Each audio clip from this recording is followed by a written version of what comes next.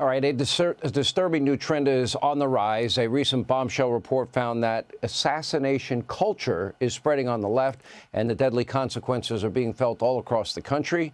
Now, the suspect in a seemingly random Arizona hatchet attack is now being charged with murder after 32 years. After a 32-year-old Jacob Couch died from the injuries sustained in an attack earlier this month. I mean, it's getting worse every day. Here with reaction, psychologist and podcast host Dr. Jordan Peterson is here. Dr. Peterson, let me ask you about this. We hear now more and more loud calls for the murder of President Trump. We saw the two assassination or would-be assassins. Elon Musk is a target. We see domestic terrorism at Tesla dealerships and the doxing of Tesla owners. You got this pro-Hamas culture, a designated terror organization on college campuses, and some on the left are in love with this charged assassin, Luigi Mangione. You're a lot smarter than me. Can you explain what the hell is going on here? How is this becoming, acceptable and so popular?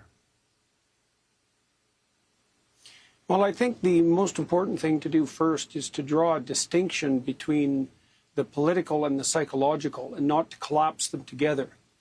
So imagine this. Imagine that there's a group of individuals, about 4% of the population, who have a set of personality characteristics that have been described as dark tetrad. So they're Machiavellian, they use their language to manipulate, they're narcissistic, they want unearned social status and reputation, they're psychopathic, which makes them free of empathy and parasitical and predatory, and they're sadistic. So they take positive delight in the unnecessary suffering of others. Now, those people also use false cries of victimization, let's say, to manipulate, and they're entitled.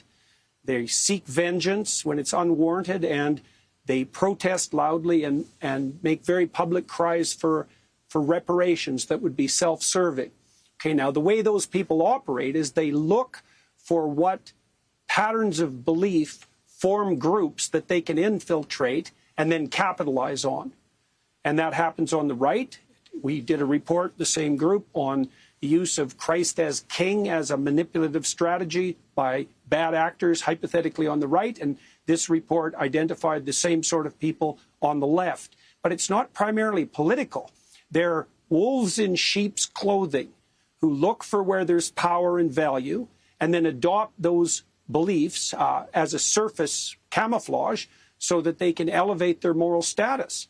Now, and this has become worse in recent years, as far as I'm concerned, because the evolved strategies that we have for dealing with these psychopathic types, psychopathic narcissistic types, don't work well online. And so the psychopaths can get away with their terrible manipulations online, and they can find like-minded people, and they can escape from any reputational consequences. And so there's always been psychopaths. Those are the Pharisees, for example, that Christ points to, the religious pretenders. Those are the people who use God's name in vain and claim moral virtue and even religious devotion. Well, all they're doing is feathering their own nests and furthering their own narrow interests. And the web, social media, anonymity, enables them to organize and also hides them much more effectively. And this is a problem in religious organizations, it's a problem in political organizations, and it pathologizes the whole culture. Most people, 80% of Americans agree on virtually everything. And then there's these fringe people, and they're not political.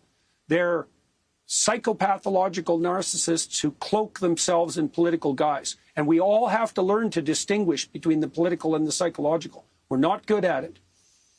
Can you explain the evolution of the party of peace and give peace a chance, and the party that obsessed over January 6th, but claimed falsely that the 574 riots in the summer of 2020 were mostly peaceful?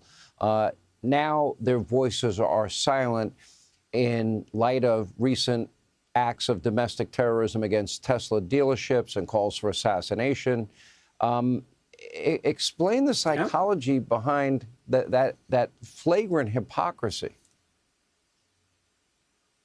Well, once a system of ideas has established itself, and so it has some territory, you might say, you can capitalize on that by being a pretender, and you can claim to be a pure upholder of that particular doctrine and advance yourself, especially among naive people, while only playing even your own crowd for a fool.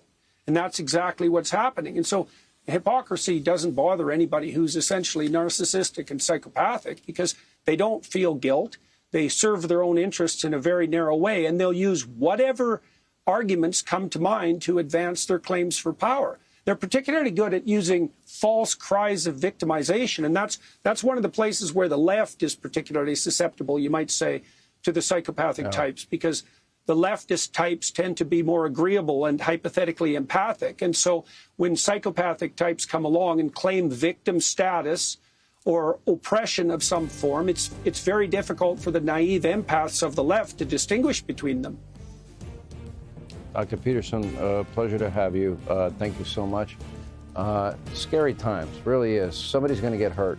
You keep firing bullets and shooting at dealerships and putting Teslas ablaze and the charging stations ablaze. What do you think is going to happen? Hey, Sean Hannity here. Hey, click here to subscribe to Fox News YouTube page and catch our hottest interviews and most compelling analysis. You will not get it anywhere else.